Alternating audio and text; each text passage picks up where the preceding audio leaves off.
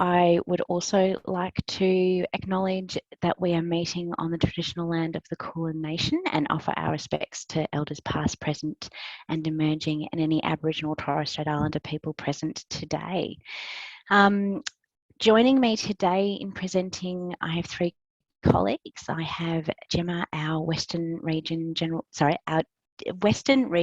Manager, along with Faye, who's a family violence case management practitioner across family violence and queer space, and Cameron, who is our engagement coordinator and case management practitioner across family violence and queer space teams as well.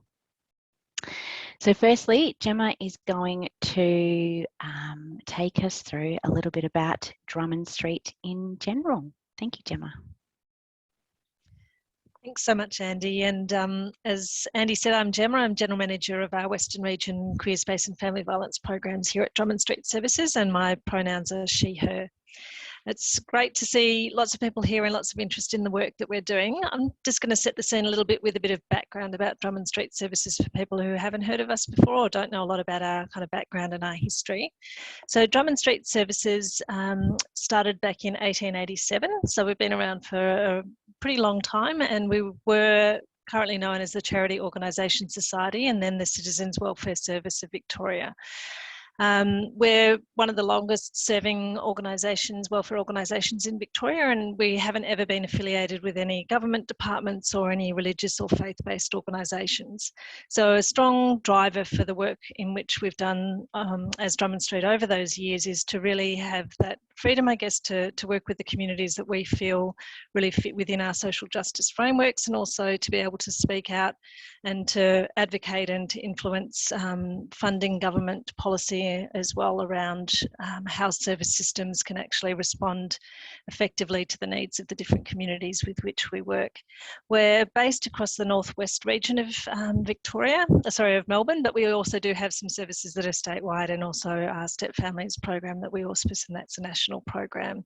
But in terms of geographic locations, we've got 11 sites across the northwest metro region and site down in Geelong as well. Probably about 40 years ago, we started providing family and relationship counselling and family and mental health support services, and really starting to see an increased number of families who were LGBTIQ or had LGBTIQ members in those families coming to Drummond Street. And what we really recognised for the families coming, that there were lots of different complex issues for the families approaching our services, and through our really comprehensive intake and assessment processes, recognising that the issues that they were coming with were multi-layered, and that there were also lots of systemic issues that they were facing in being able to access other services. Also, you know, very high levels of homophobia, transphobia, biphobia that those individuals and families were experiencing, and that was impacting then on their mental health, on their family functioning, on their parenting capacity, on their relationships. Also increasing numbers of partner conflict, intimate partner violence, family violence emerging through the work that we were doing.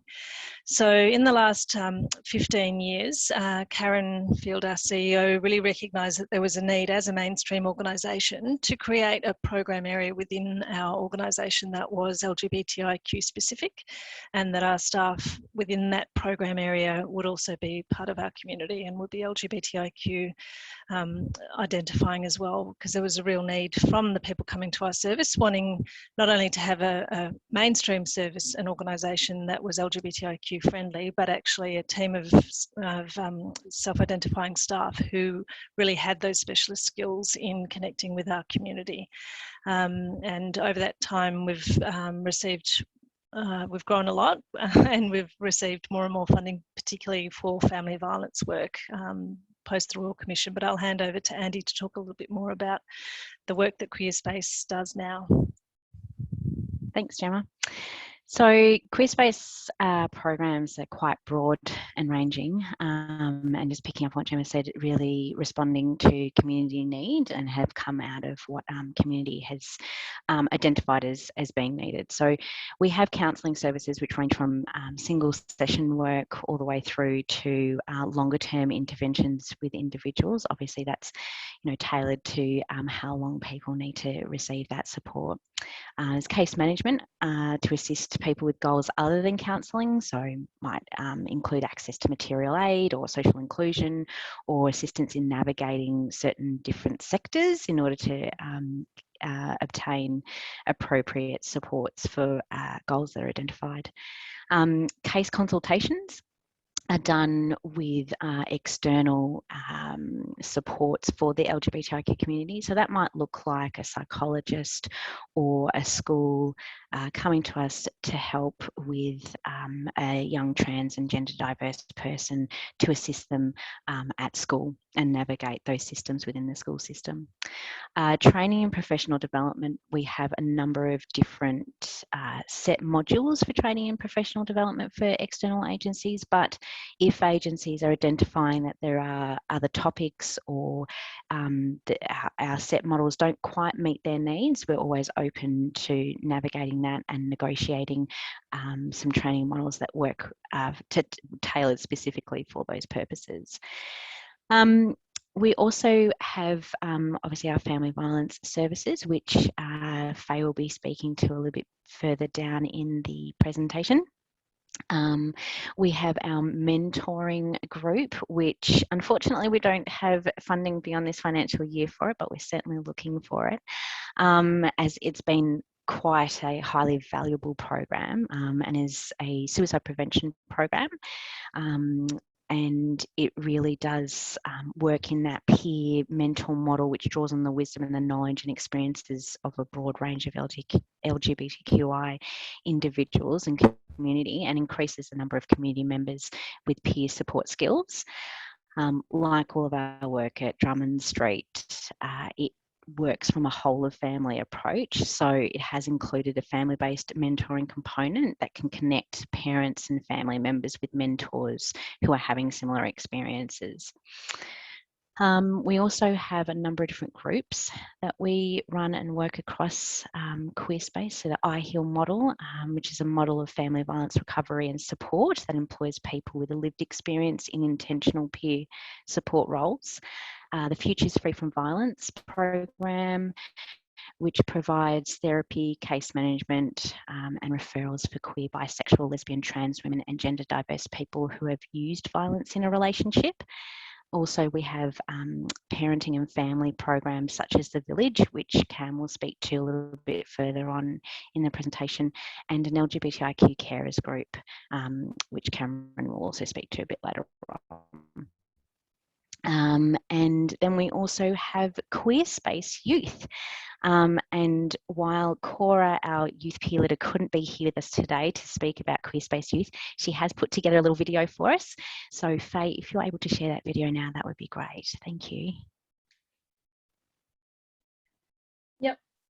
Give me 1 second.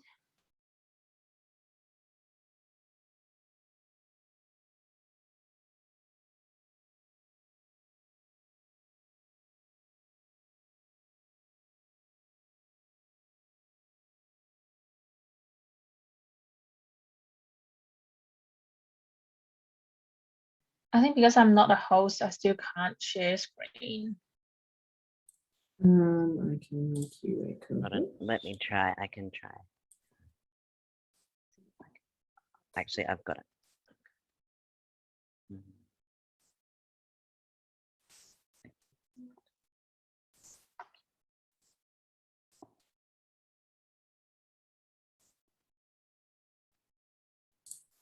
No sound there, Cameron.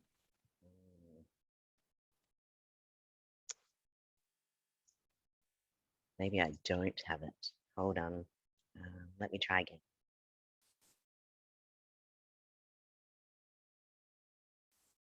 Sorry about this.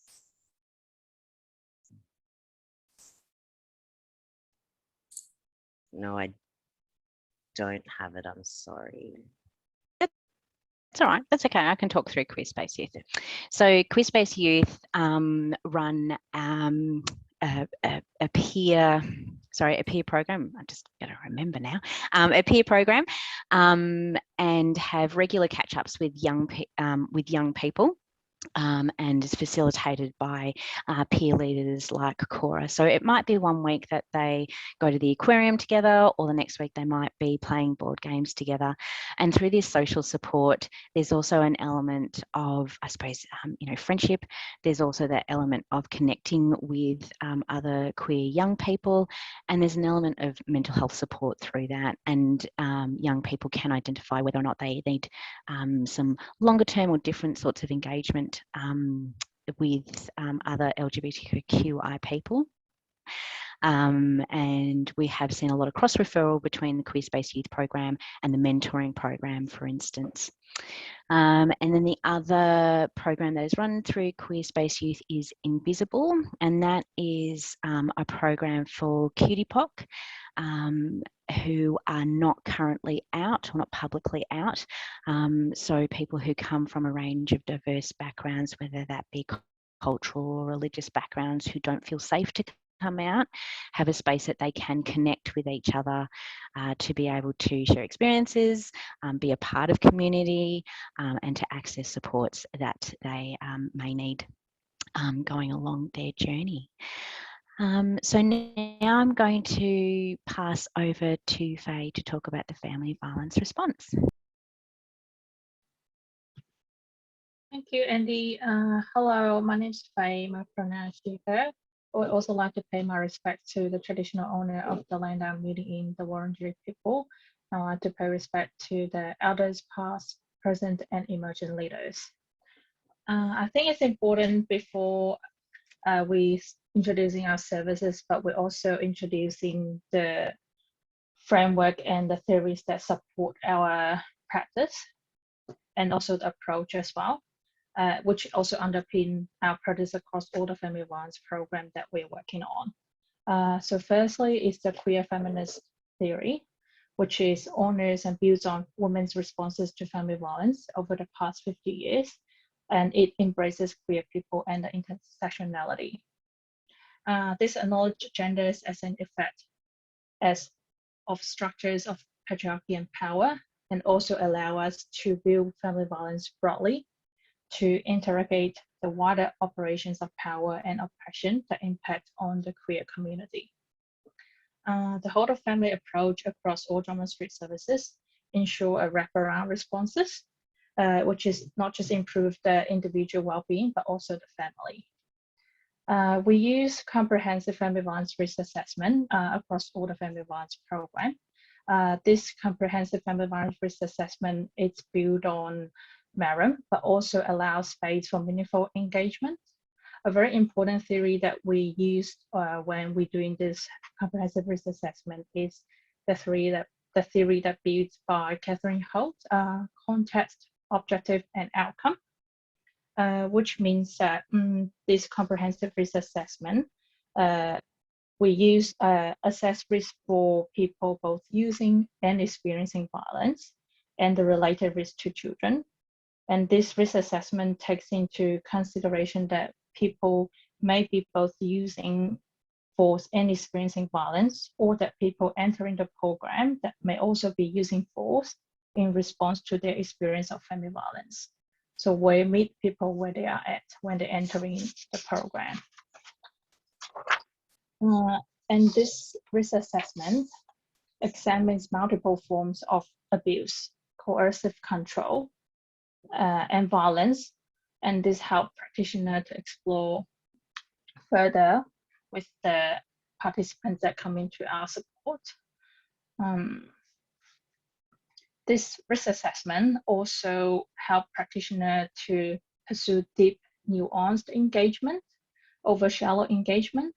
Also listening for and reflecting on details on both current experience and previous experiences to enable patterns and themes to emerge. So we asked what was happening when the behaviors occurred, but also what happened before and what occurred afterwards. So we're bringing our own curiosity and also openness into the listening when we do the risk assessment. And when we look at lethality risk factors, we look into both homicide and also the suicidal risk. And during the assessment, we look at family, not just family of origin, but also family of choice. When we look at violence, not just the intimate partner violence, and also family violence, and also the lateral violence that are put on certain community. And next slide, thank you.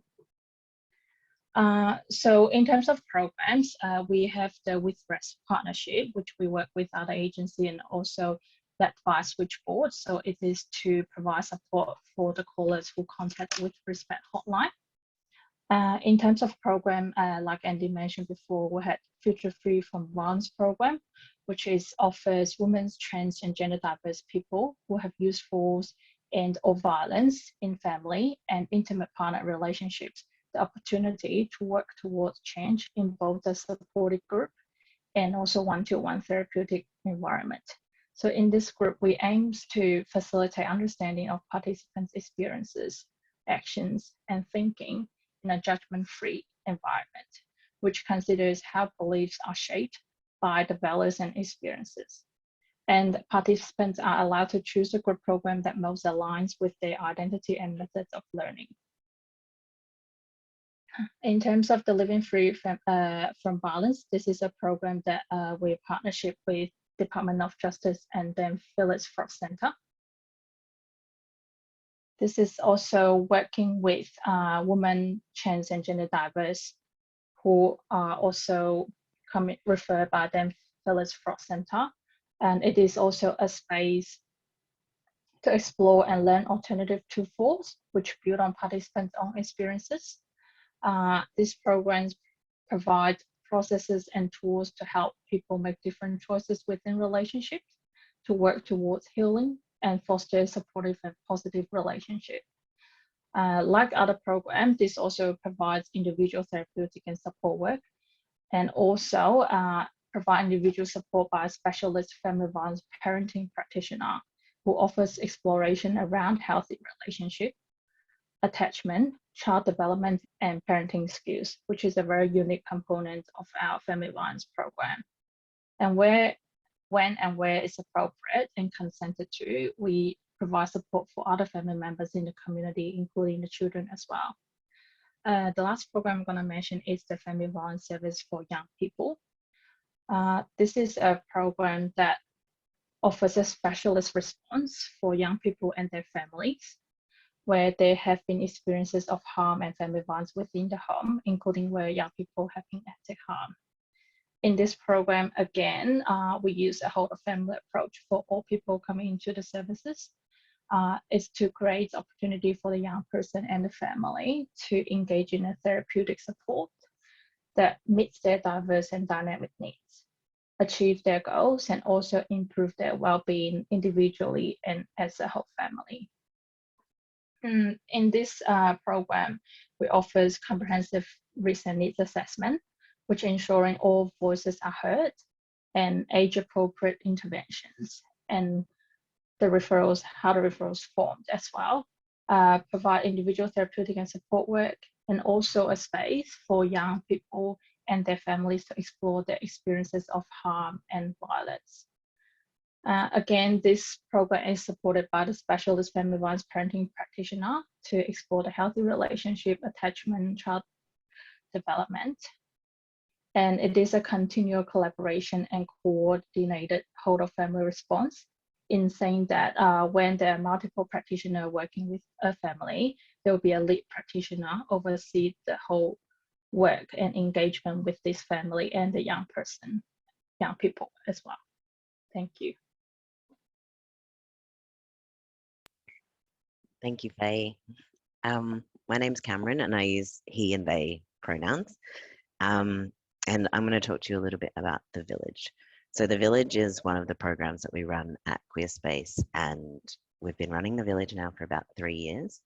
So the way the Village came about was we noticed a trend on our wait list of parents and carers of young trans children or gender questioning children that were seeking support. And we really wanted to be able to provide that support, but in a way where there wasn't such a delay.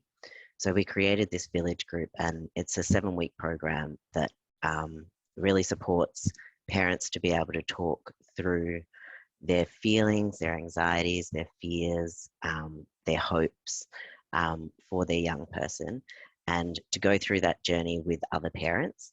So the village is just for the parents and carers, not for the young person, but it really does alleviate the pressure and the stress on the young person, so that they're not needing to carry the burden of maybe their parents' worries or stresses, or they're not responsible for providing that education to their parents. So that is one of the group programs that we run currently, and we'll continue to run. At the moment, we run it 4 times a year, and there's 12 to 14 families in each cohort. And it is a sliding scale of payment, but if you're unable to pay, you're not turned away as well. And the next program is on August the 3rd, but it is filling up quickly, just so you know. Talha told me to mention that one. So that's all about the village. And then I'll also just give you a quick little overview about the carers group. So the carers group has now been running, we're now in our 3rd year that we've been building and developing this network of LGBTIQ carers. So the group was really, the group has begun and continued as a collaboration between City of Melbourne, Carers Victoria and Queerspace. So we bring all of our unique skills and organisational contributions together to support LGBTIQA+ carers and the unique challenges that they face in their caring roles. So what we do is we provide a space where people can come and be celebrated in all of their identities and all of the roles that they have, and celebrate their identities and relationships. So really the carers group provides social connection, referral and information pathways, and access to information. So we're running, at the moment, we've got 2 more sessions left this financial year, and then we're hoping to get refunded again into the next financial year, but we have to wait for that. Yeah, we run a suite of very different activities. So you know, the next session we'll be making terrariums and some more arts and crafts. And we also this year attended MIF, so the film festival, and that kind of thing. So we do lots of different stuff. It's really co-designed. So we ask the group what kind of activities they want, what they're needing to do, and then we plan them out over the 6 months or 12 months so that they can do those activities. And Gemma, did you want to speak to this next one? Sure, thanks Cameron, and yeah, thank you to Andy, Faye and Cameron from our great Queerspace team for sharing all of the great diversity of the work that we're doing. I guess I wanted to wrap it up, and then it'd be great to open up for any kind of questions that anyone had or more information that you wanted about any of the programs that we run, to kind of talk about, I guess, that client journey into Drummond Street and the wraparound support that we provide. So Drummond Street has a central intake team, so there's 2 different numbers that people can ring there to I guess have that entrance point to Drummond Street and Queerspace. There's also intake forms on our website. We do get a large number of self-referrals, particularly for our Queerspace program, and I think word of mouth within our community is really important. We also can take referrals from different organisations and services as well. Once we get that intake and do a really comprehensive assessment, we assess across 6 domains of wellbeing for everybody that comes into Drummond Street, and safe and secure relationships is one of those domains, as well as mental health, AOD. If there's children in the family, child at risk sort of issues. We also look at financial security and housing. So we really take that whole of person approach to the work that we do. We find across all of our programs in Drummond Street, over 50% of the families, even not in our family violence programs, are experiencing some form or recovering from a form of family violence. So particularly within our Queerspace team, in terms of the levels of risk factors, we have it in our model. If a family or an individual comes in with at least 3 risk factors, we'll deem that that case is an intensive case and needs a number of practitioners wrapping around and supporting that person. In our queer space, clients that come through, at least 70% of those cases to have at least 3 risk factors. So the level of complexity for the families coming in is quite high. COVID also put a huge impact on our LGBTIQ communities, as all of you would be aware, and the increase in family violence. We saw a 3-fold increase in family violence within our queer space clients, 3-fold increase in mental health suicidality, and huge issues around loss of employment, financial insecurity, housing issues, AOD issues, access to AOD rehab, etc. Was incredibly difficult through that time. We also had a number of particularly, I guess, young people, but also older people who had to move back in with family throughout COVID because they didn't have any other safe place to stay, or that they lost jobs and didn't have the financial security to be able to stay in their own homes. So having to move back in with families who may not accept their sexuality or their gender identity, or there may be previous experiences of harm within that family, has been really, really difficult.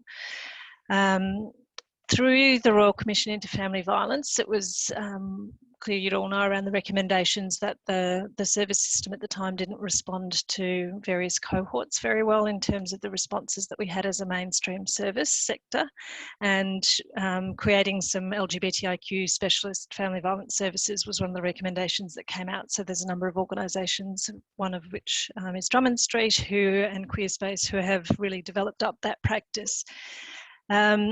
What we've tried to do along the way is to recognise that we need to really build and support mainstream family violence services to be able to do LGBTIQ inclusive practice, as well as being able to have those specialist services. I think it's really important to have that dual service delivery available to clients, that they have that choice, that any service they turn up to, they should be able to get a safe, supportive and appropriate service, but also having LGBTIQ specialist services that they can come along to where they know that the practitioners are also LGBTIQ identified.